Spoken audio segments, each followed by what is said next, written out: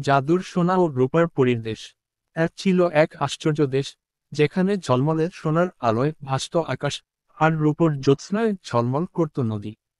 সেখানে থাকত দুই অপরূপ পরী, সোনার পরী ও রূপার পরী। সোনার পরীর চুল ছিল সূর্যের মতো উজ্জ্বল, হাসিতে যেন আলো ঝরে পড়ত।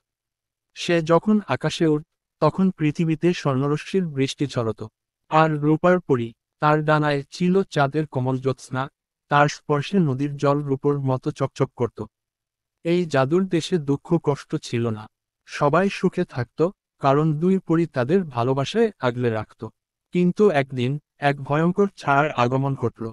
সে ছিল এক অভিশপ্ত দানব, যে চাইত সোনা ও রূপার জাদু নিজের হাতে বন্দি করতে। দানব বলল, এই জাদু শুধু তোমাদের একার নয়, আমি চাই সব আলো আমার হোক।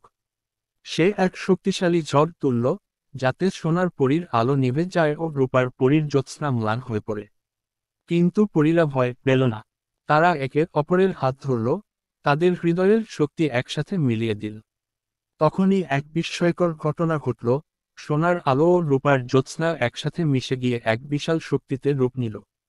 সেই আলো এতই উজ্জ্বল হলো যে দানব অন্ধ হয়ে গেল এবং সে চিৎকার করতে করতে অদৃশ্য হয়ে গেল। এরপর সেই দেশে আর কখনো অন্ধকার নামল না। সোনার পরী ও রূপার পরী একসাথে গড়ে তুলল এক নতুন জাদুর শক্তি, ভালোবাসা ও ঐক্যের শক্তি। তাদের দেশ আরও উজ্জ্বল হলো, আর সেখানকার মানুষরা বুঝতে পারল, সত্যিকার জাদু শুধু সোনা বা রূপায় নয়, বরং ভালোবাসা ও একতার মধ্যেই লুকিয়ে আছে।